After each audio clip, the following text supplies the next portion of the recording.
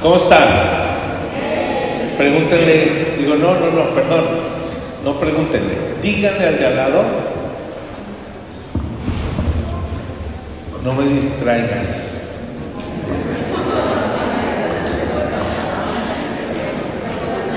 Díselo en serio, dile en serio, no me distraigas. Es un gusto, hermanos, estar con ustedes, continuando con la serie que tenemos por delante, y vamos a poner en manos del Señor este tiempo. Padre amado, agradecemos tu palabra y todo lo que ella hace y produce en nuestro corazón. Gracias, Señor, porque nos has estado hablando como iglesia a los varones, mujeres, matrimonios, jóvenes, niños también, Señor, en cada actividad, en cada reunión y cada domingo donde nos podemos juntar para exaltar tu nombre. Ayúdanos, Señor, a que tu palabra sea viva, a que tu palabra, Señor, nos limpie, que tu palabra nos santifique el día de hoy, que sigamos comprendiendo la estrategia que has dado, Señor, a tu iglesia alrededor del mundo y a esta iglesia local también. Ayúdanos, Señor, porque queremos verte, pero dice tu palabra que sin santidad nadie te verá. Por eso ayúdanos a perseverar, ayúdanos a entenderlo y a abrazarlo como una verdad, para que el día de hoy, Señor, podamos crecer. Es nuestra oración y te lo pedimos en el nombre de Jesús nuestro Señor. Amén y amén.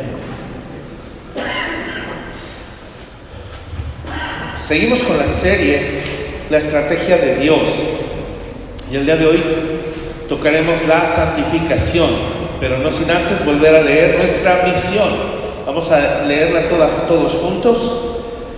Acuérdense que la misión es el qué vamos a hacer. Léelo conmigo. ¿Qué vamos a hacer? Glorificar a Dios, impactando a nuestras generaciones a través de la predicación del Evangelio, la enseñanza de la palabra de Dios y el testimonio de una vida congruente a los principios de Dios. Visión de Vineyard. ¿Cómo lo vamos a hacer? Formando discípulos. Lean conmigo. Formando discípulos de Cristo, que a su vez enseñen a otros a seguirlo, creyendo y obedeciendo la palabra de Dios para ser transformados a su imagen, viviendo en integridad y alcanzando madurez espiritual para servir a otros. Nuestra estrategia, vamos a verla.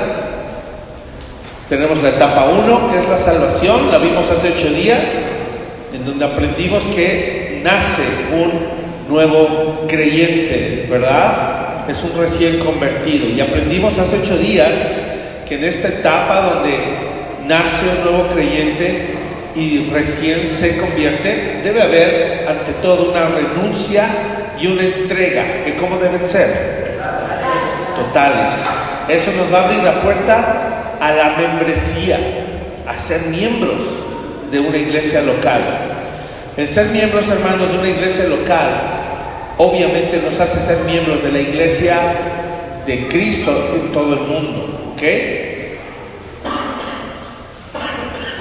Número 3, después de que somos miembros, obviamente por haber nacido de nuevo, tenemos que bautizarnos en agua. ¿Por qué?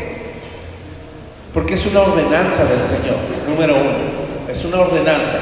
Él dijo que hiciéramos discípulos bautizándolos, ¿verdad? ¿Por qué bautizándolos? Porque eso iba a ser una evidencia pública.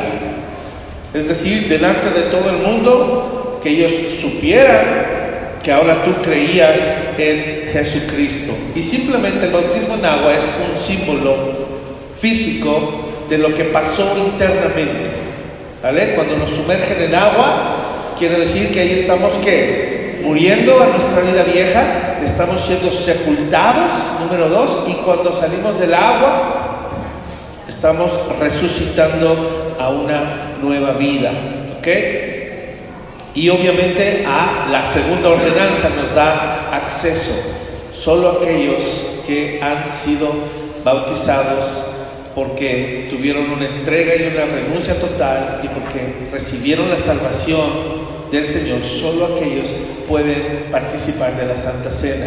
Es importante que lo sepamos, hermanos, ¿vale? Solo los bautizados participan de la Santa Cena.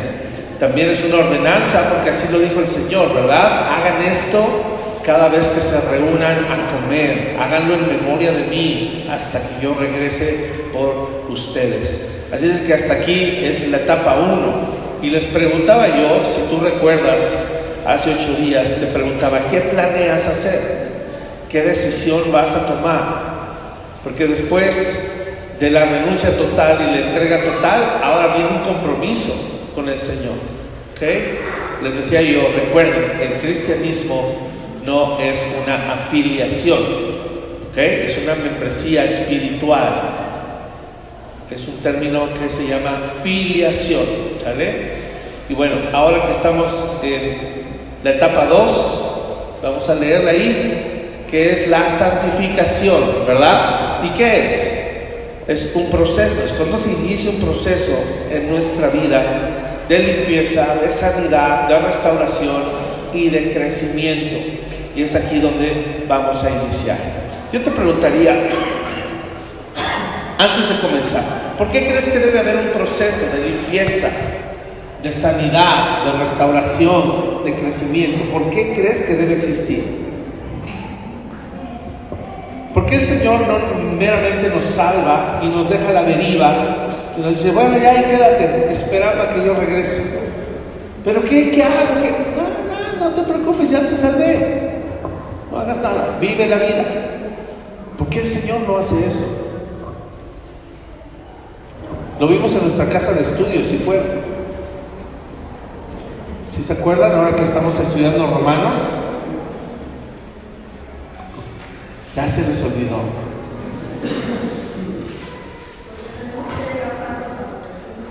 Porque debemos llegar santos a su presencia. Ok, ¿qué más? Purificados. ¿Qué más? Porque necesitamos servirle. ¿Qué más?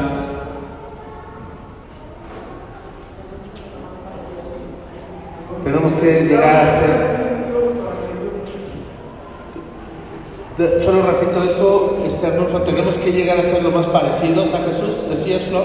Ahora sí, hermano Arnulfo.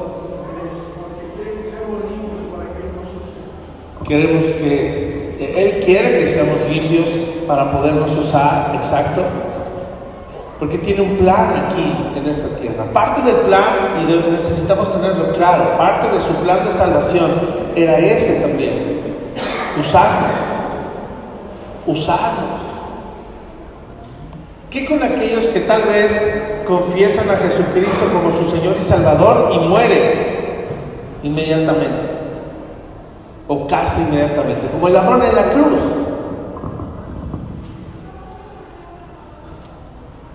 Bueno, él se fue rayado. Ajá. Ya no tuvo que lidiar con los sufrimientos de la carne. Y eso es decir rayado, porque murió ahí colgado. Sin embargo, antes de morir, coloca su fe en Jesús. Pero qué increíble que ese tipo de vida hasta hoy, sigue dando testimonio de su fe. Aunque no haya vivido un proceso tal vez tan largo como tú y yo de santificación.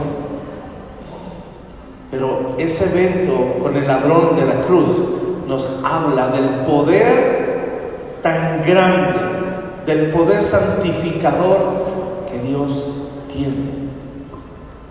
Cómo Él puede echar por la borda toda una vida de pecado y en unos cuantos minutos estar por la fe del otro lado, y en otros cuantos minutos haber muerto aquí terrenalmente, pero estar inmediatamente en la presencia de Dios. Y eso nos habla del gran poder de Dios para salvación y para santificación también, porque para Él nada es imposible. Así es de que vamos a iniciar, y quiero que abran sus Biblias en Efesios capítulo 4, verso 13.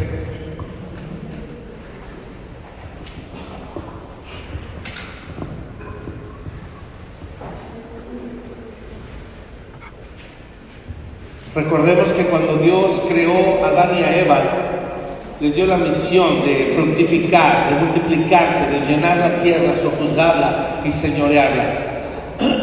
La intención de Dios al crear al hombre es que cuando Dios los crea a su imagen y semejanza, esta primer pareja tuviera la capacidad de reproducirse. Y esta pareja tuviera la capacidad no solo de reproducir cualquier tipo de generación. El plan de Dios para la humanidad era que pudieran reproducir una generación también a imagen y semejanza de Dios. No fue así, tristemente. Ellos que reprodujeron una generación muerta en delitos y pecados, caída, corrupta, depravada totalmente. Y eso también revela parte del plan de lo que el Señor Jesús vino a hacer. Dice la Biblia que Él fue engendrado por el Espíritu Santo, fue el primer hombre que nace con esta naturaleza, tanto que le llaman el primogénito, ¿verdad? El primer hijo con esta clase de naturaleza, la cual después se iba a reproducir. ¿En quién? ¿En quién? En nosotros. Ahora, muchos podrían pensar, bueno, pastor, pero Jesús no se casó. No pudo tener hijos, no pudo tener una generación santa con una nueva naturaleza. Pero recordemos que en nuestra unión con Cristo, y eso es maravilloso, en nuestra unión con Cristo, todos aquellos que nacemos de nuevo somos llamados también la iglesia, ¿verdad? Obviamente es como un simbolismo de una mujer, y es a través de nosotros que al Señor le place usarnos también para predicar su evangelio y que más hijos se produzcan. Entonces la unión de Cristo con la iglesia produce eso, hijos nuevos, una nueva generación, a manera de simbolismo o ilustración. Por eso es tan importante lo que venimos a hacer aquí. Somos llamados a levantar una nueva generación con el poder de Dios, con el poder del evangelio, con su gracia. Somos llamados a esparcir el evangelio y sabemos que no depende de nosotros, más es nuestra responsabilidad hacerlo y colaborar con Él. Quien lo hace es Él, pero quien colabora somos nosotros. Él lo puede hacer, Él lo hace y colabora con nosotros. Más bien nos hace colaboradores suyos. ¿Qué dice el verso 13? Hasta que todos ¿qué? Lleguemos. ¿A dónde? Número 1, la unidad de la fe. Número 2, y del conocimiento del Hijo de Dios, o sea Jesús, a un varón perfecto, a la medida de la estatura de la plenitud de Cristo. Si hemos nacido de nuevo, quiero que te imagines como un bebé recién nacido. No sé en qué etapa tú te concibas, pero todos aquí, si ya nacimos de nuevo, en algún momento, al inicio de nuestro caminar cristiano, somos y éramos como bebés. Puede ser que algunos todavía lo sean, puede ser que algunos no, pero todos pasamos por esa etapa. Bebés espirituales.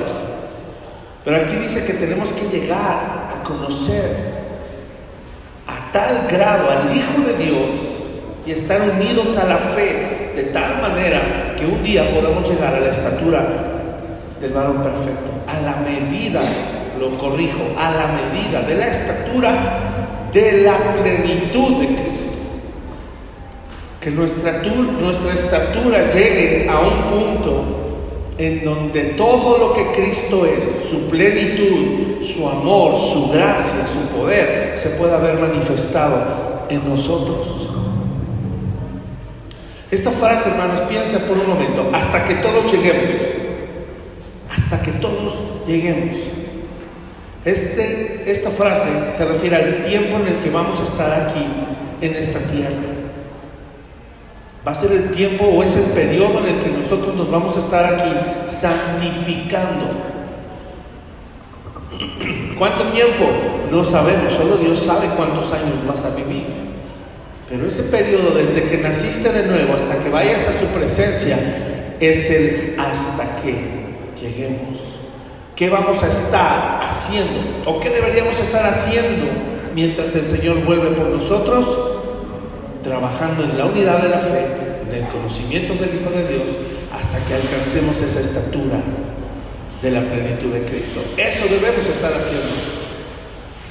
Ahora, obviamente no podemos hablar, porque ya lo hemos enseñado, no podemos hablar de santificación sin recordar que hay 3 fases. ¿Ok? Hay 3 fases cuando se habla de santidad. Las voy a volver a repetir. Y pon mucha atención, porque es importante que te salgas de aquí entendiendo que en esta etapa 2 estamos todos los que ya nacieron de nuevo. ¿Vale? Si tú ya naciste de nuevo, eres salvo por la fe, entonces ahora ya estás en la etapa 2. Y la primera fase es la santidad posicional. La segunda es la santidad progresiva. Y la tercera es la santidad perfecta. Las vamos a ver uno a uno, ¿ok? Necesito ayuda. ¿Quién es el más joven aquí? Derek. ¿Será Derek? Sí, ¿verdad? Derek, ven, hijo. Párate ahí junto a Pris, por favor. ¿Quién será como el intermedio? ¿Quién es más grande, Paulo o Derek? ¿Tú eres más grande? Ok. ¿Qué edad tienes, Derek? Es ahí, más chico. 3, 13. 13. Gracias. ¿Quién tiene 15? A ver, alzame la mano. Bueno, no, ya sé, mejor. Un poquito más. A ver, alguien que ande por ahí de los 30, 35. Iván, a ver, ven, Iván. ¿Tú, Dani? A ver, ven, Dani. Alzaste la mano con mucha emoción. Ven. ¿Quién anda por ahí de los 60 para arriba? Juanito, ven, ayúdanos. Ponte aquí en medio, mi Dani. Y Juanito, hazme el favor de ponerte acá a la altura de la pantalla. ¿Sale? Bueno. A la de 3 vamos a ver quién puede hacer 100 sentadillas. No, no es cierto. No, ¿cómo cree, Juanito? No, ¿cómo cree? Ok. Préstame los letreritos. Bien, no te vayas, me vas a ayudar. Tenemos aquí entonces que cuando hablamos de santidad tenemos tres fases, ¿sí o no? Samuel, no te vayas. Dásela a Derek, corre. Posicional, progresiva, a Dani, y perfecta, a Juanito.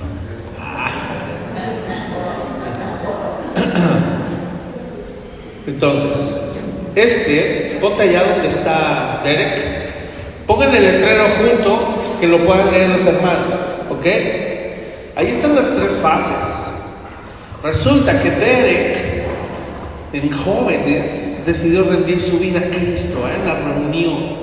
El Señor tocó su corazón, la palabra abrió su entendimiento, le iluminó, puso la fe para el arrepentimiento y él fue salvo. Estamos haciendo una suposición. Y bueno, porque no sé, a lo mejor ya lo hiciste, ¿verdad? Pero es un ejemplo. Entonces, en el momento que Derek nace de nuevo, ¿qué sucede con la santidad? El Señor no solo declara justo a Derek. Escúchenme esto. Dios ve a Derek y lo ve como un santo. ¿Sí me explico? Esto es importante que tú y yo lo entendamos. Dios salva a Derek lo declara justo y sin pecado, pero ya después, a partir de que él es un bebé espiritual, el Señor también le otorga la santidad y le dice, él ya es santo. ¿Qué era antes de él? Era un pecador. Es más, vil pecador.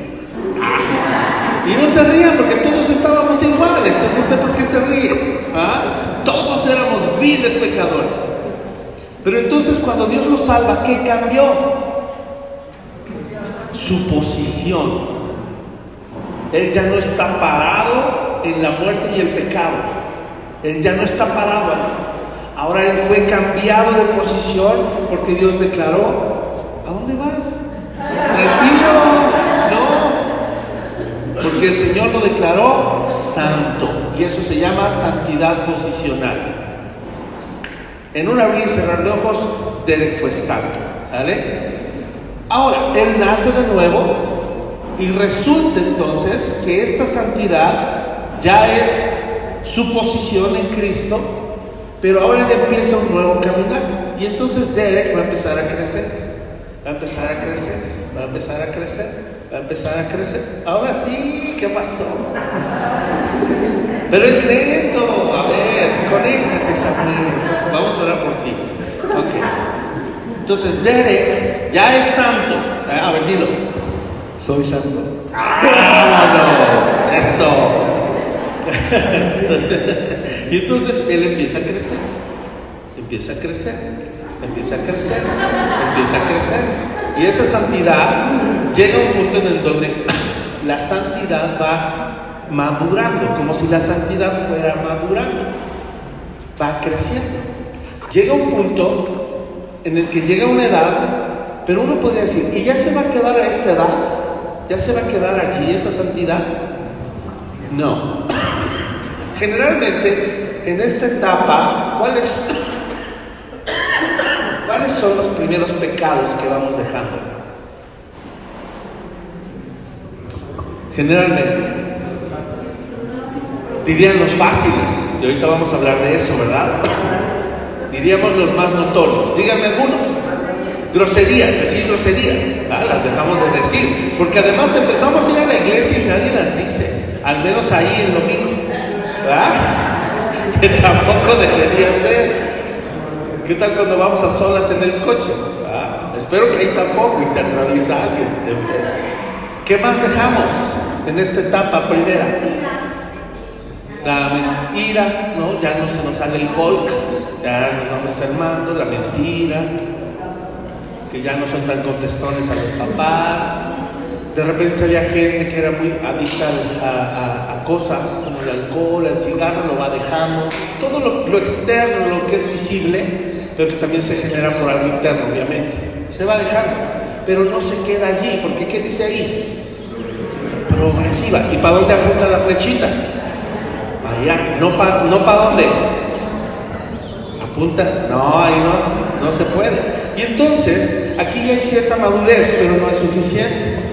Ya a la edad de una santidad como de 30 años, tiene que seguir creciendo y tiene que seguir madurando. Ahora, ojo con esto. No importan a veces los años en calendario humano. Hay una persona que puede ser llevada de una etapa de bebé a un joven maduro en pocos años. Se puede. Pero hay otros que no, que a lo mejor pasan 50 años en el Evangelio y siguen estando allá con Derek, porque no les enseñaron que la santidad debería ser como progresiva, tenía que crecer. Entonces llega una etapa en la que la santidad, que antes era posicional y que empezó a crecer y avanzar, fue progresiva, se podría estancar o debería continuar. Vamos a suponer que continúa. ¿Qué pasa entonces? Esa santidad sigue avanzando, sigue creciendo, ahí sí ya pasan los años y llega un momento en el que nosotros ya estamos en la plataforma de lanzamiento, ya tenemos que salir de este mundo, ya nos vamos con el Señor. Todavía no, Juanito. Es una suposición. No te espantes, Juanito. estamos suponiendo, ¿verdad? Y ya estamos a punto de ir con el Señor, pero seguimos viviendo aquí en la tierra. Ojo con eso, yo sigo viviendo aquí en la tierra.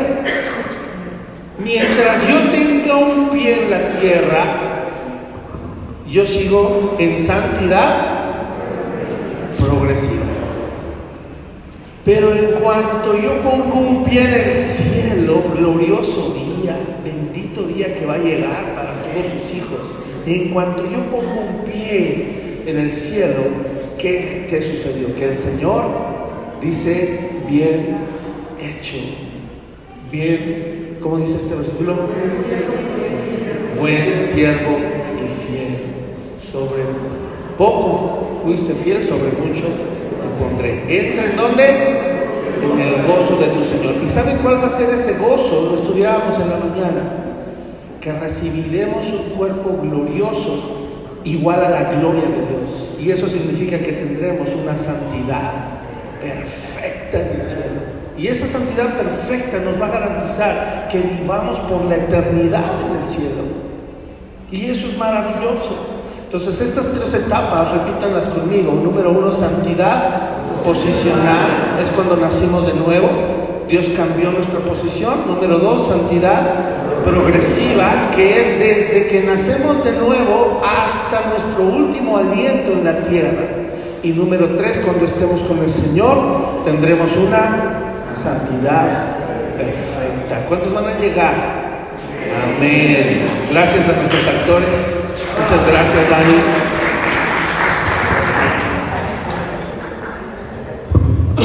Ahora vamos con la palabra. Vamos a sustentar todo esto con la palabra de Dios. Vamos rápido.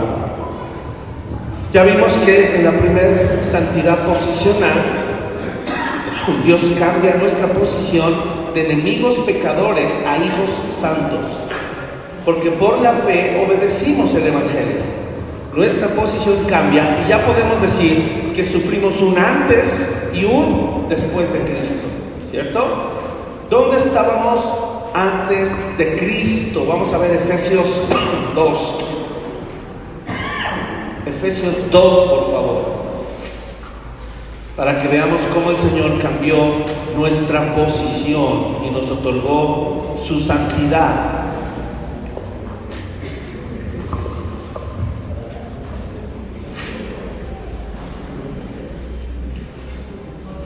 Efesios capítulo 2, verso 1 al 3, dice: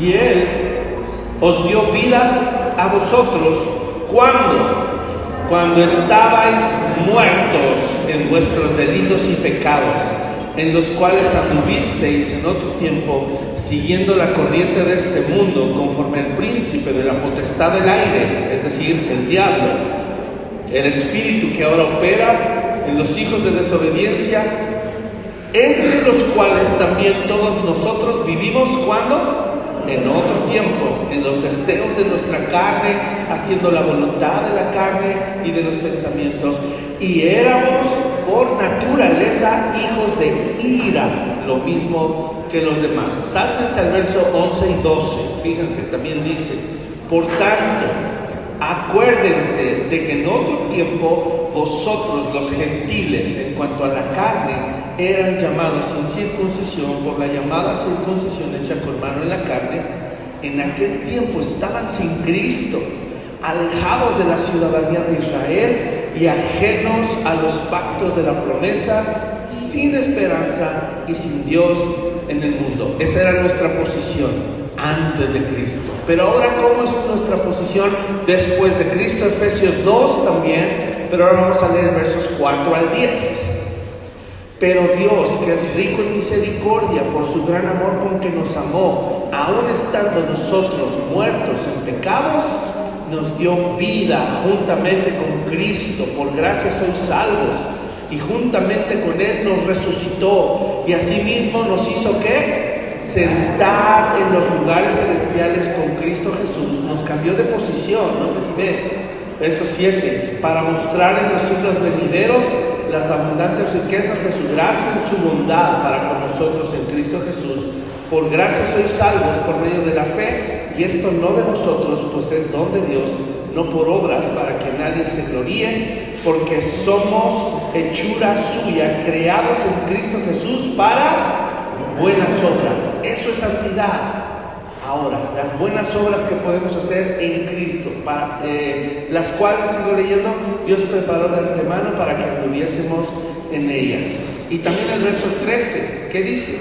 Pero ahora en Cristo Jesús, vosotros que en otro tiempo estabais lejos, habéis sido hechos cercanos por la sangre de Cristo. Y el verso 18 también, porque por medio de Él, los unos y los otros tenemos entrada por un mismo Espíritu al Padre, así que ya no son extranjeros ni advenedizos, sino conciudadanos de los que santos y miembros de la familia de Dios. Ahí está la santidad posicional. ¿Sí la pudieron encontrar? ¿Cuál era nuestra posición antes? Muertos. ¿Cuál es nuestra posición ahora? Vivos. Muertos en pecado, vivos en santidad.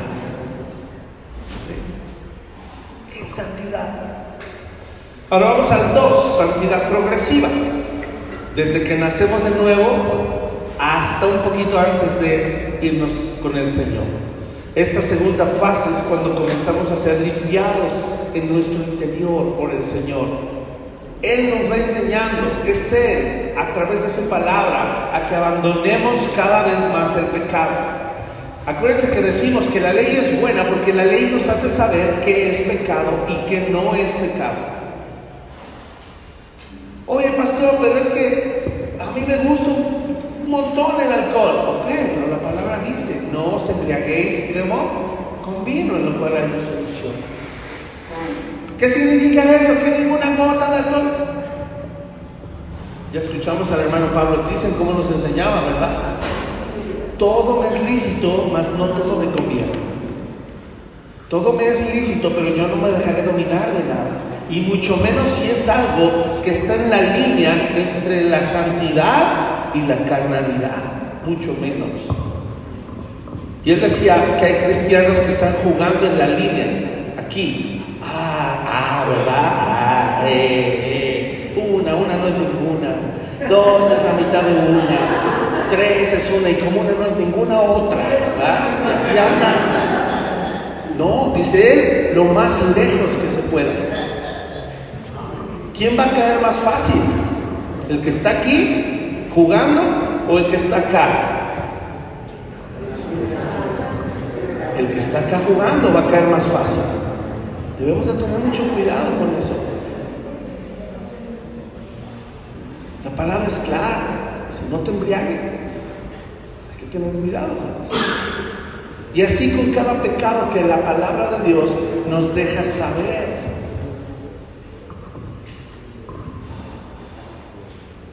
No deberíamos decir poco a poco. No sé si lo has pensado. Yo he usado esa frase, pero preparando esto reflexionaba, yo decía, no deberíamos decir ser más como Dios poco a poco.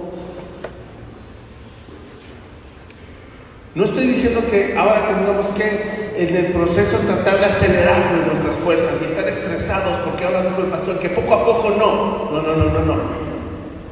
Tal vez no me estás entendiendo.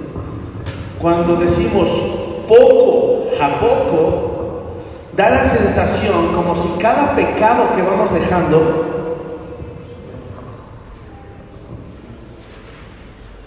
fueran pecados pequeñitos. Hace rato comentaban, es que estos primeros pecados que dejamos en la primera etapa pareciera ser que son fáciles de dejar.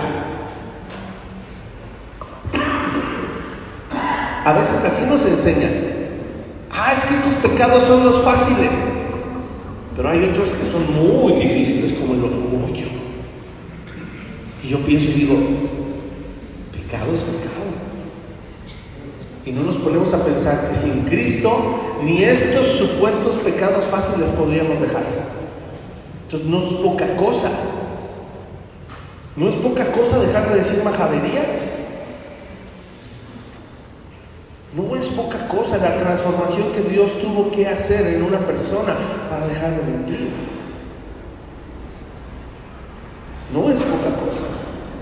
Es el mismo poder que con aquellos que dejan pecados tal vez sí más difíciles de desarraigar, como el orgullo, la altivez, que se arraiga más la amargura, el resentimiento. Pero no deberíamos decir poco a poco, porque no podemos menospreciar la obra que Dios hace para quitar ningún pecado. Todo pecado es difícil de quitar. Todo pecado es difícil de quitar. Entonces no lo aminoremos, no lo menospreciemos, no digamos tampoco poco a poco. ¿Cómo deberíamos decir? Paso a paso. Porque cada paso que damos, experimentamos la gracia de Dios allí. No podemos decir, fue poquito. No fue poquito. Fue mucho. Fue la gracia de Dios. Y ya entendemos de dónde fluye la gracia. De la cruz. Por eso no hay pecados pequeños ni grandes. Cada pecado que dejamos es un gran paso en la obra santificadora de Cristo. Entonces valorémoslo así. ¿Okay? Y con el decir poco a poco, tampoco nos excusemos en ir lento. Porque la Biblia no habla de paso lento. Jamás. ¿Qué dice Hebreos? Corramos. Y cuando se refiere al pecado no dice poco a poco, dice huye de las pasiones juveniles, huye de la carnalidad, huye del mundo, huye de toda influencia demoníaca o diabólica que te esté orillando y tentando y queriendo seducir. Corre. Por eso necesitamos correr en la carrera. Si tú vas corriendo, no vas a ir ahí en el Hilaria admirando el paisaje. Yo voy poco a poco. Pues si poco a poco te das chance de ver las tentaciones. Si corres ni cuenta. Ni cuenta. Recuerdo hace unos años que desbarataron Pericuapa. ¿Cuántos fueron a Pericuapa alguna vez? ¿Cuántos fueron a Pericuapa en su época de gloria? Era un lugar maravilloso. Maravilloso. Y más en la época de la fayuca, porque podías comprar cosas que pocas personas tenían. ¿Va? Y no como ahora, ya todo va a Amazon. Ya no necesitábamos un Pericuapa. Pero ¿hubieras podido disfrutar ese lugar corriendo? No. Ahora imagínate Pericuapa como un lugar de seducción mundana. Si tú quieres salir de ahí sin comprar algo, tienes que correr por los pasillos. Porque no te da tiempo ni de ver qué hay en el local. ¿Estás de acuerdo? Por eso no es poco a poco. Por eso no es caminando, por eso no es gateando. Y de hecho en estas primeras etapas tempranas, estos bebés y niños espirituales necesitan mentores y guías espirituales. ¿Qué queremos? Que lleguen a un punto de madurez en donde cuando están en la etapa de la madurez espiritual, aún estos, si en algún momento quisieran voltear para allá, no es para regresar, sino es para ayudar a los niños y bebés que vienen atrás de ellos. Para llevarlos a la madurez, que corran juntos, pero no es para retroceder. Entonces debemos correr por los pasillos de la tentación. Tenemos que correr por los pasillos del mundo, no mirando atrás, no mirando a los lados, mirando a quién, Cristo, poniendo los ojos en Cristo, en Jesús. Así es de que en esta santidad progresiva no hagamos ese proceso insignificante, no lo menospreciamos y no te acomodes, no es poco a poco, es corriendo. Todo pecado, hermano, todo pecado por el cual Cristo pagó, quiero que lo entiendas así, a ver si esto termina de cerrar en tu corazón. Todo pecado por el que Cristo pagó era un abismo imposible de cruzar. Desde el que tú consideres más insignificante, el pecado más pequeño era un abismo profundo, imposible de cruzar. Por eso no hay pecados grandes ni pequeños. Sin Cristo, cualquier pecado es una fortaleza con murallas impenetrables. Cualquier pecado. Solo Dios puede entrar ahí y liberarnos de las cadenas. No menospreciemos la obra santificadora de Dios, diciendo poco a poco. Vamos a dar pasos, siempre avanzando, constantes, firmes y determinantes. Amén. Primera de Tesalonicenses apoya esto. Vamos a leer. Primera de Tesalonicenses capítulo 3, verso 11 al 13. Mira cómo dice.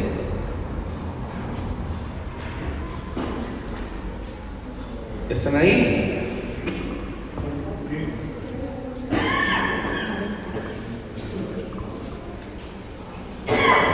Dice así, verso 11: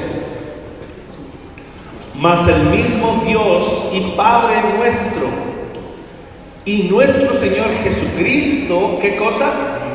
Dirija nuestro camino a vosotros. Escucha, y el Señor os haga ¿qué? Crecer poquito, crecer poco a poco, crecer paso a pasito. Y yo les pido perdón si lo he usado en la prédica. Ya no lo podemos usar, porque aquí no dice poco a poco. Y el Señor os haga crecer y abundar. Eso es en grande, mucho. Abundar en amor unos para con otros y para con todos, como también lo hacemos nosotros para con vosotros. ¿Para qué? Verso 13, escucha: para que sean afirmados vuestros corazones, irreprensibles en santidad delante de Dios nuestro Padre, en la venida de nuestro Señor Jesucristo con todos sus santos.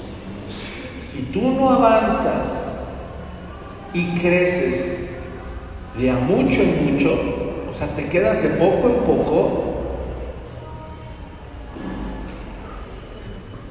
debes tener mucho cuidado, porque pudiera ser que vivas una vida fluctuando, no con firmeza, como dice aquí, afirmado el corazón, como dice, irreprensible en santidad. Antes yo creía eso, ya lo hemos hablado mucho. Ay, no, mi miedo a pecar era por si en ese momento venía el Señor y yo me quedaba en el rapto. Pero que entonces ahora que entendemos que si ya fuimos salvos, nos vamos a ir. Pero qué mejor que cuando, imagínate, que cuando tocara el rapto, justo en ese momento estuviéramos irreprensibles. O sea, que ahora sea más el tiempo que pasamos sin pecar, irreprensibles, que como era antes, ¿verdad? El tiempo que pasábamos pecando mucho y guardándonos poco en santidad. Pero ya no por temor a quedarnos, sino por honra, por respeto al Señor, valorando la gran obra y el gran sacrificio que hizo por nosotros. Decir: Señor, que me halles irreprensible, pero no porque me vaya a quedar. Ya tienes esa seguridad de la vida eterna, sino por honrarlo a Él. Crecer y abundar son dos palabras que no debemos pasar por alto, porque dan la idea de nunca estacionarse, nunca detenerse. Habla o da la sensación de que hay dinámica. Y acuérdate, dinámica viene de la palabra dinamita, del griego dynamis, que es poder de Dios. Entonces, si el poder de Dios está en ti y lo usas apropiadamente, esa dinámica te va a impulsar, te va a mover, te va a inquietar a que corras la carrera. Mientras más desarrollamos la santidad, hermanos, esto es maravilloso. Mientras más santidad desarrolles, más firme se va a volver tu carácter.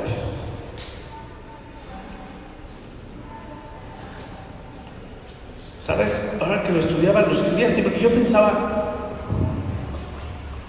formar carácter produce santidad. No, no es así. Buscar la santidad va a formar mi carácter. Es al revés. Es al revés. Porque si yo solo me enfoco en mi carácter, voy a querer comparar y decir, no, pues si yo me miro, si yo veo mi carácter, pues considero que sí soy santo. ¿Por qué? Porque ya no soy el mismo. Esa mentalidad no es correcta tampoco. Decir ya no soy el mismo.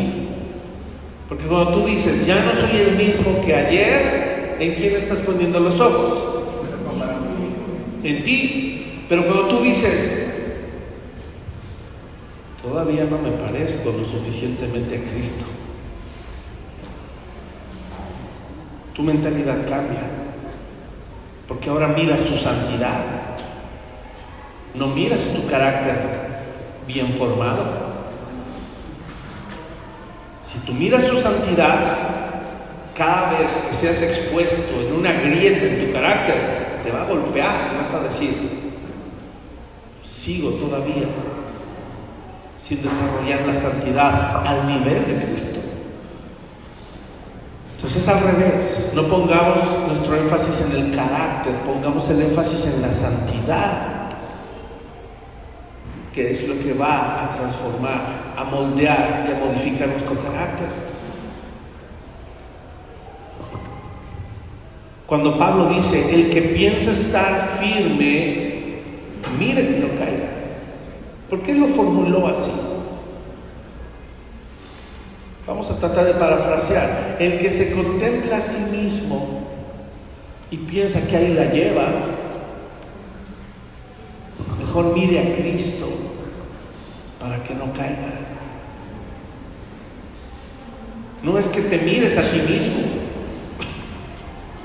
Sí nos debemos analizar, pero el estándar no es nuestra propia justicia comparada con las de los demás. Ahí sí podemos ganar, ahí sí podemos manifestar más santidad y más madurez que otros. Pero cuando nos comparamos con la santidad de Cristo y miramos del guardar nuestra vida, ahí sí entonces voy a tener la seguridad de que no voy a caer, de que no voy a tropezar. Es como un ejemplo, les pongo este ejemplo. ¿Cuántos alguna vez han ido a hacer una carrera? ¿Cómo se llama? Carrera campo traviesa. Tiene un nombre, ¿no? Carreras campo traviesa. No caminatas, carreras. Correr por campo traviesa. ¿Tiene un nombre? Sí, pero eso es como caminar y explorar, ¿no? Yo me refiero a correr. Como un maratón, pero... No, es un evento, pero no. Vamos a suponer que el concurso fuera echarnos unas carreritas a través de montañas, lagos, valles, ¿no? A máxima. Piensa por un momento, una carrera de ese tipo. ¿Podrías llegar a la meta? Piensa bien lo que voy a preguntar. En ese tipo de terreno, escarpado, con altibajos, y te dicen, van a empezar a competir, esos marcas, ¿listos? Y antes de decir fuera, les dicen, tienen prohibido mirar al piso, tienen que ver arriba todo el tiempo. ¡Fuera! ¿Se podría?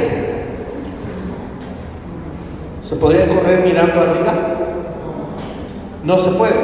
¿Por qué? Porque ¿cómo está el terreno? Irregular. ¿Qué tendrías que ir viendo? el piso y ver dónde qué, dónde pisas. Ok, la carrera en Cristo es contrario a esto. Por eso es una locura el cristianismo. Porque tenemos que correr con un terreno así, pero mirando a Cristo. No, no, Señor, pero yo tengo que ver mi caminar. No, si ves tu caminar, no me vas a ver a mí.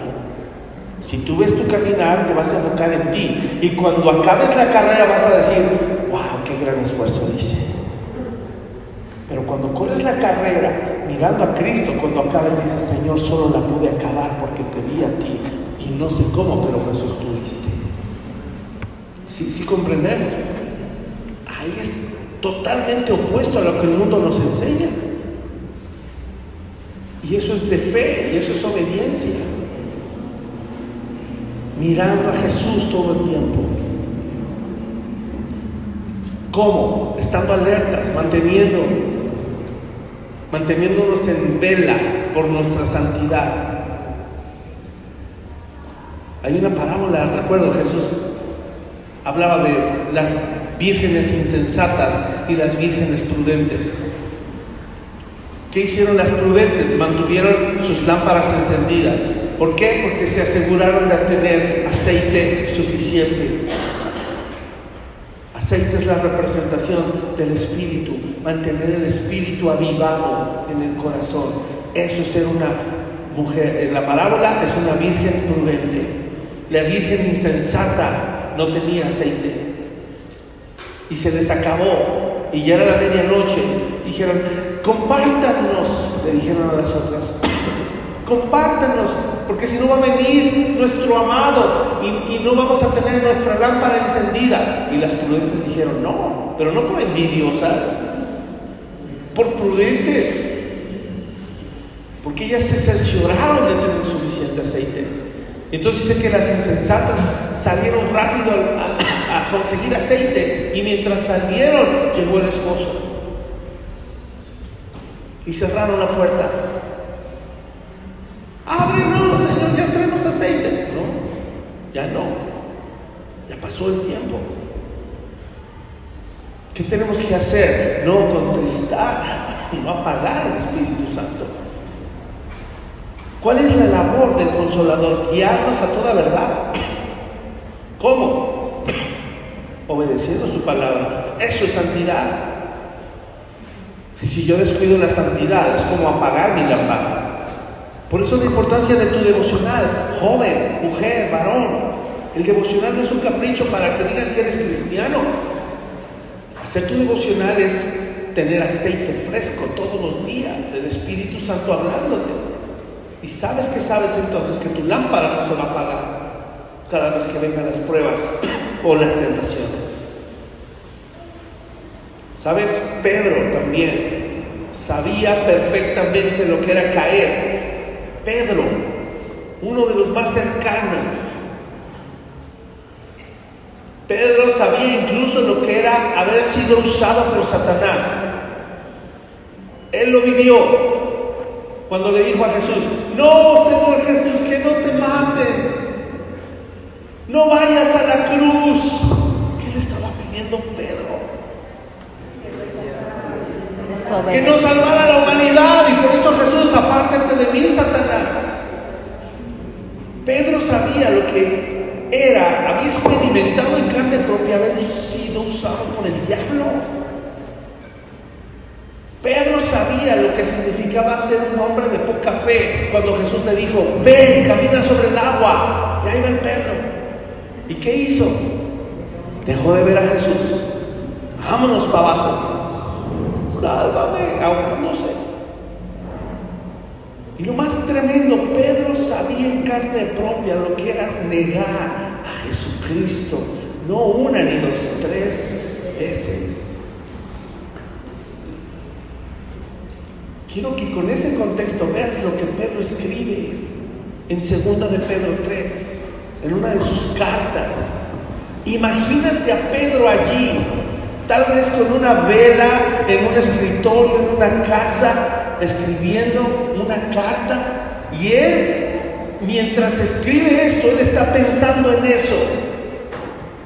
Imagínate, pensando en cuando se dejó usar por el diablo, cuando fue un incrédulo y se hundió en la tormenta, o cuando literalmente negó al Señor 3 veces. Y él nos escribe esto que es maravilloso. Segunda de Pedro 3:14 dice: por lo cual, oh amados, estando en espera de estas cosas, procurad con diligencia ser hallados por Él sin mancha e irreprensibles en paz. Verso 17: así que vosotros, oh amados, sabiendo de antemano, guardaos, no sea que arrastrados por el error de los inicuos caigáis de vuestra firmeza. Antes bien, creced en la gracia y el conocimiento de nuestro Señor y Salvador Jesucristo. A Él sea gloria ahora y hasta el día de la eternidad. Amén. ¿Ese no fue solo un cierre bonito?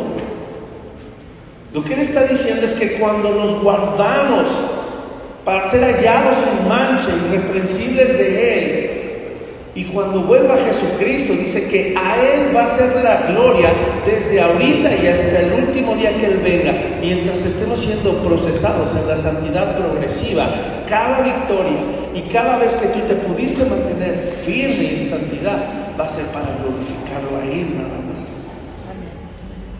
¿Qué lección tan grande nos da Pedro después de vivirlo en carne propia? Decir que procuremos con diligencia ser hallados por Él sin mancha, irreprensibles. Ahora tú, llévalo a algo personal. Piensa por un momento, si tú te sientes así, cada vez que recuerdas las veces que le has fallado al Señor en el pasado.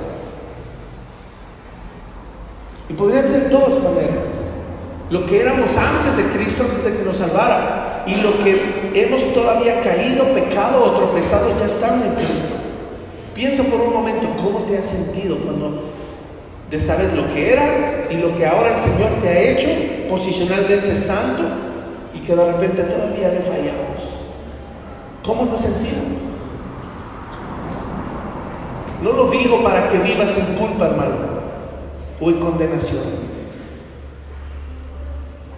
Lo digo para que vivas a partir de ahora en firmeza y en convicción, para no volver atrás, porque recordamos el dolor y la vergüenza que nos causó pecar en contra de nuestro Dios. Lo horrible que se siente saber y hallarte culpable o que le fallaste al Señor. No es para culpa y condenación, es para un arrepentimiento genuino, y para que a partir de ahí seamos firmes y tengamos convicción. Así es de que en esta fase de santidad progresiva nos debemos responsabilizar de nuestra vida espiritual. No la vivas irresponsablemente, responsabilízate, conscientes de la necesidad de dependencia total y sumisión a Cristo. Efesios 4:20 habla de esto, de cómo me hago responsable. Ya casi acabamos, la última es muy sencilla. El grueso está aquí, entre que nazco de nuevo hasta que casi me voy con el Señor.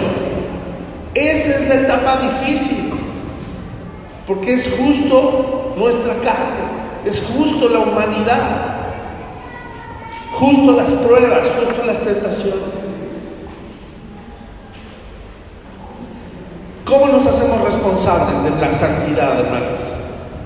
Ya Dios nos la dio, pero ahora ¿cómo yo me hago responsable en la santidad progresiva? Tengo la garantía que Él me va a llevar, pero yo voy a ser responsable también. Si no, no habría un tribunal de Cristo. No va a ser un juicio para condenación, ya lo sabemos. Pero ahí el Señor va a pesar nuestras obras y todo lo que hicimos durante la santidad progresiva en el tribunal de Cristo. Todos van a ser salvos, pero unos van a pasar de panzazo. Acuérdense, nuestras obras serán pasadas por fuego. Y todo lo que quede después de ese fuego consumidor va a ser lo que le dé gloria y honra al Señor.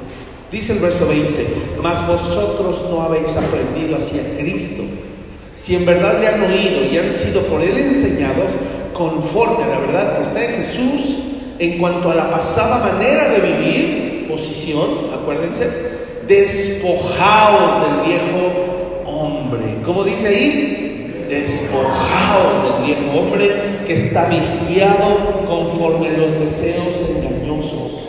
Número 2, y renovaos en el espíritu de vuestra mente. Y número 3, y vestidos del nuevo hombre, creado según Dios en la justicia y santidad de la verdad. Hermanos, esto lo está escribiendo Pablo en un sentido que recae sobre nosotros. Tú tienes la responsabilidad y yo también.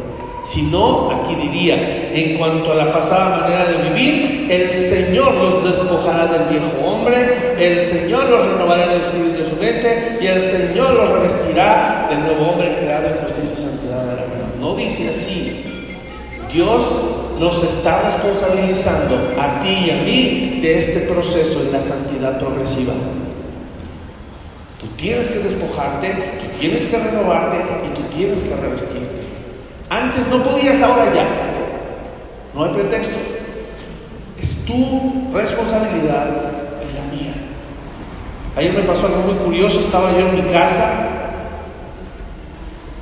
y mi hijo Daniel invitó a un compañero de mis hijos de la escuela. Y yo estaba en mi casa porque llegué de la calle de varias diligencias que tuve que hacer para mis hijos.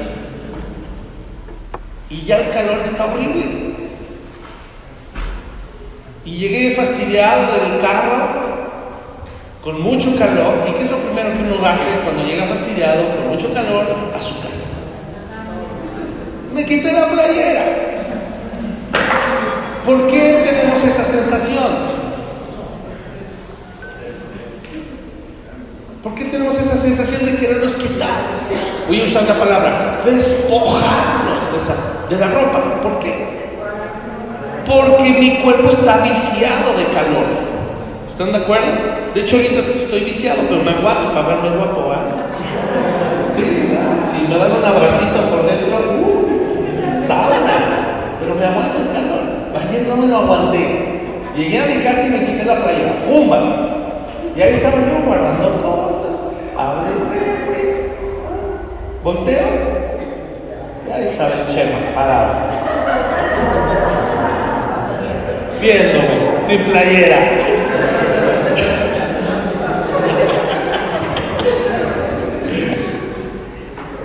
Es el primer alumno que se convierte de la familia tan pronto, en tan poco tiempo. ¿Qué pasó? ¿Qué pasó, chamalio? Ya conociste al pastor en una faceta que pocos. Ya eres de la familia. Ya con pena me la aguanté un poquito, me puse la playera. Pero muy curioso, pero me vino a la mente porque uno tiene la necesidad. Si cuando tienes calor sientes la necesidad de despojarte, tenemos que llegar a un nivel de madurez que el pecado sintamos que nos sofoca, que sintamos que el pecado nos fastidia, que sintamos que el pecado ya vició nuestro cuerpo y que sintamos la necesidad de despojarnos de él. No sé si te ayuda el ejemplo. Dejen de pensar en mí sin playera, por favor, y piensen en el ejemplo. Es broma. Pensemos en esto, es importantísimo. 3 cosas: despojémonos del viejo hombre, renovémonos en nuestra mente, en el espíritu de nuestra mente, y revistámonos del nuevo hombre. ¿Por qué? Porque Dios creó al nuevo hombre en la justicia de Jesucristo en la cruz, que nos otorgó y nos imputó, y en la santidad que el Señor va desarrollando por medio de su palabra. ¿Vale? Pablo exhorta a los de Éfeso, hermanos, a esta iglesia, porque estaban manifestando acciones y actitudes que no correspondían a su nueva naturaleza. Vio y dijo: ¿eso no hace un cristiano? Les recuerdo, la solución fue recordarles: tienen una responsabilidad, despójense, renuévense y revístanse. 2 de Corintios 6.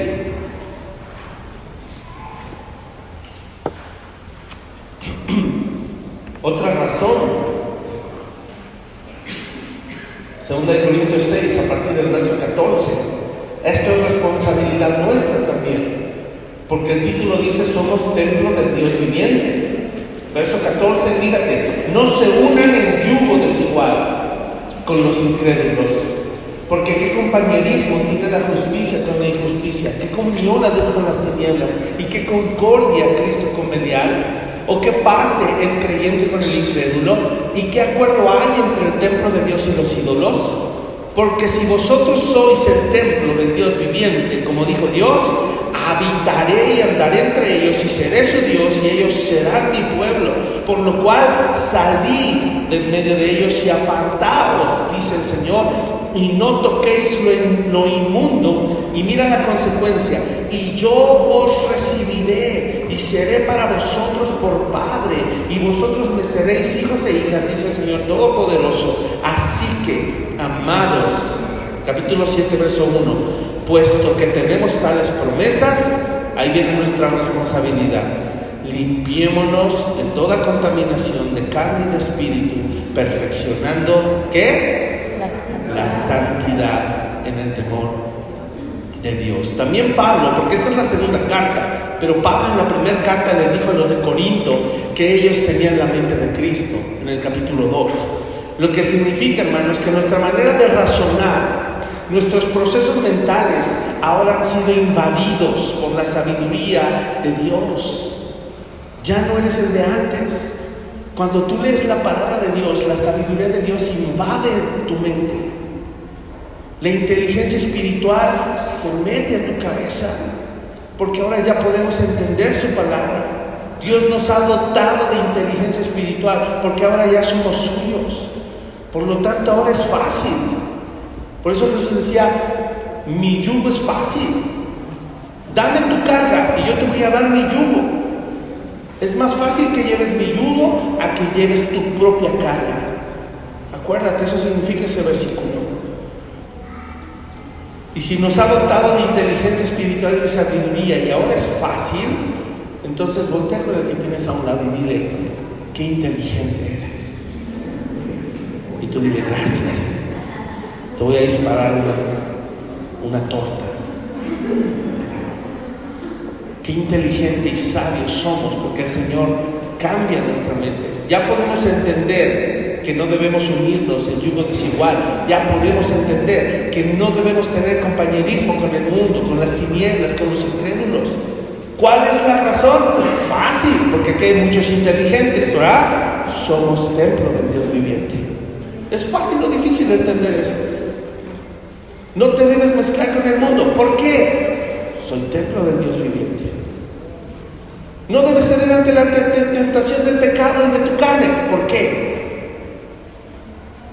Soy templo del Dios viviente. No debes ceder a la exasperación y enojar y andar maldiciendo a otros. ¿Por qué? No los oigo. Qué inteligentes son.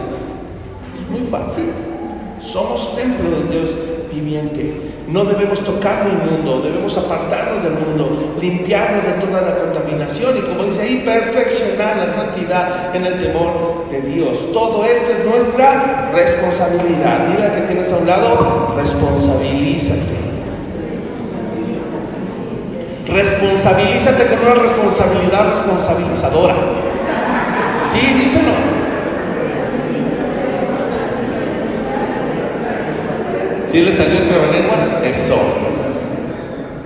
Y con esto acabo. No es difícil, porque esto es fácil. El Señor ya les dio inteligencia. Santidad perfecta es cuando el proceso ya termina. Ya sea que muramos, sea que seamos arrebatados por el Señor, recibiremos un nuevo cuerpo celestial y entonces seremos tal como es Él, con santidad perfecta. Esto es maravilloso. Cuidemos la santidad, hermanos.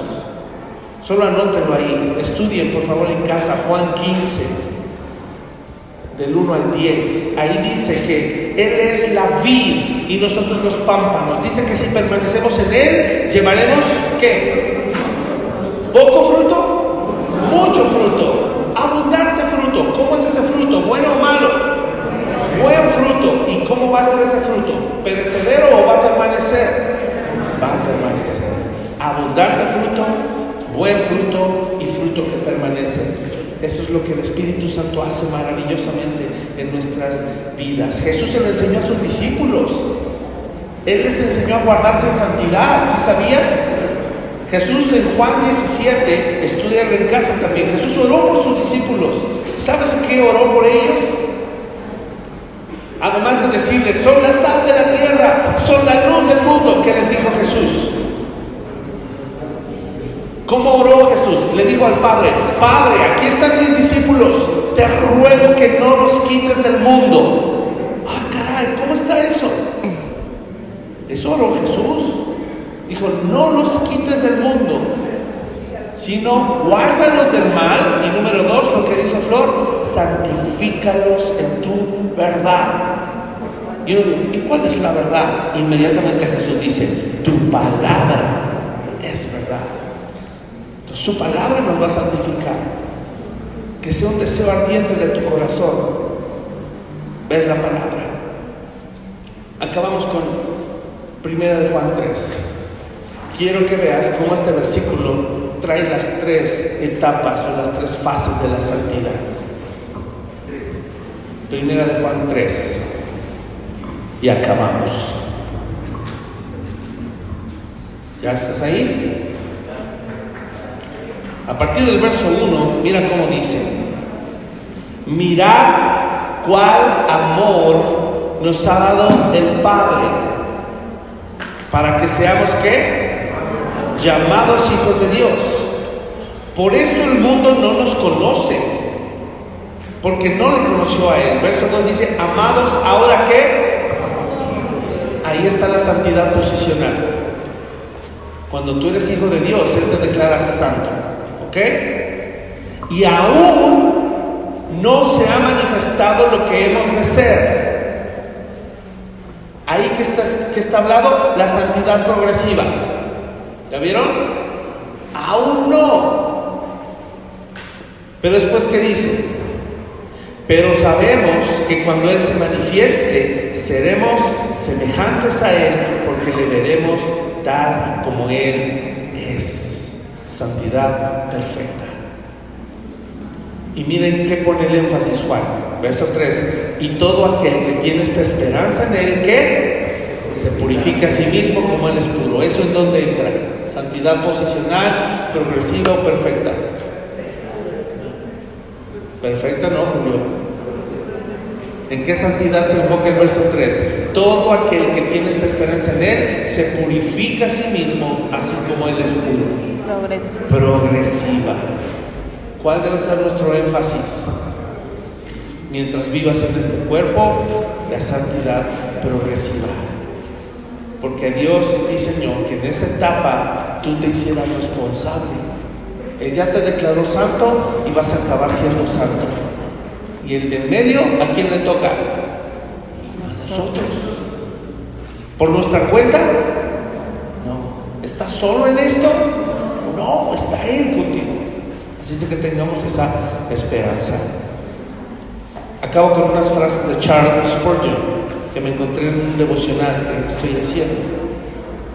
Está hermosísimo, quiero que pongan atención. Dice así: tal vez, oh alma atribulada, el Señor está haciendo esto, refiriéndose a las pruebas que vivimos. Charles Spurgeon vivió muchas pruebas también, y mira que él escribía en sus cuadernos, en sus diarios, tenía diarios. Dice: tal vez, oh alma atribulada, el Señor está haciendo esto para desarrollar tus virtudes. Hay algunas de tus virtudes que nunca serían descubiertas si no fuese por las pruebas. ¿No sabes que tu fe nunca parece tan grande en el clima de verano como lo es en el invierno? El amor es con frecuencia similar a una luciérnaga que apenas luce como una pequeña luz, excepto cuando está en medio de la oscuridad. La esperanza es como una estrella, no para ser vista a la luz del sol de la prosperidad, sino solo para ser descubierta en la noche de la adversidad. Las aflicciones son a menudo los paños negros en los que Dios coloca las joyas de las virtudes de sus hijos para que brillen mejor. Hace no mucho tiempo estabas de rodillas diciendo: Señor, temo no tener fe, muéstrame que tengo fe. ¿No era eso en realidad, aunque tal vez inconscientemente, tu oración pidiéndole al Señor ser probado? Pues ¿cómo puedes saber que tienes fe hasta que ésta no sea ejercitada? Descansa en esto. Dios suele enviarnos pruebas para que nuestras virtudes sean descubiertas y podamos así estar seguros de su existencia. Además, no es un mero descubrimiento. El verdadero crecimiento en la gracia es el resultado de pruebas santificadoras. Muchas veces Dios nos quita nuestra comodidad y nuestros privilegios para hacer de nosotros mejores hijos. Él no entrena a sus soldados en tiendas de facilidades y lujo, sino transformándolos y utilizándolos en marchas forzadas y en servicio arduo. Los hace atravesar torrentes, nadar a través de ríos, escalar montañas y caminar largas distancias con pesadas mochilas de tristeza y aflicción en sus espaldas. Entonces, cristiano, ¿no será este el motivo de los problemas que atraviesas? ¿No es acaso el Señor revelando tus virtudes y haciéndolas crecer? ¿No es esta la razón por la cual Él está contendiendo contigo? Las pruebas hacen dulce la promesa. Las pruebas dan a la oración vida nueva. Las pruebas a sus pies me doblegan, me postran y hacen que me someta. Y que esa sea nuestra oración, que en las pruebas no sea yo, que en las pruebas sea Él. Vamos a orar y vamos a pedirle eso, Señor. Padre amado, gracias por revelarnos tu palabra y ayudarnos a entender cómo nos quieres llevar en esta etapa, en una santidad que va progresando, en una santidad, Señor, que va avanzando cada vez más hacia la madurez, porque entendemos que solos no podemos, porque entendemos que te necesitamos.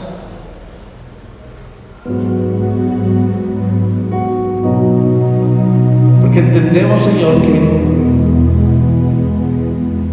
tú quieres manifestar en nosotros tu gloria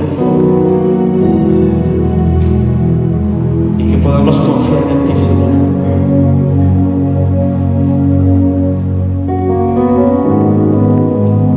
Ayúdanos, Señor, a confiar en ti y que nuestras pruebas y aflicciones, que nuestras tristezas y tribulaciones hoy las podamos dejar a tus pies y que podamos ya no arrastrarnos, ya no gatear, ni siquiera caminar, que podamos ahora correr la carrera que tenemos por delante, porque ya no hay peso, porque ya no hay pecado que nos asedie, ya no hay pecado que nos gobierne o que nos controle. Ahora tu gracia, Señor, por medio de la fe nos da esperanza, nos ayuda a entender y nos ayuda a ver claramente, porque nos has dado sabiduría e inteligencia espiritual para comprenderlo. Ayúdanos, Señor, a aferrarnos a la esperanza que tenemos, de que si corremos debe ser mirándote a ti, Señor.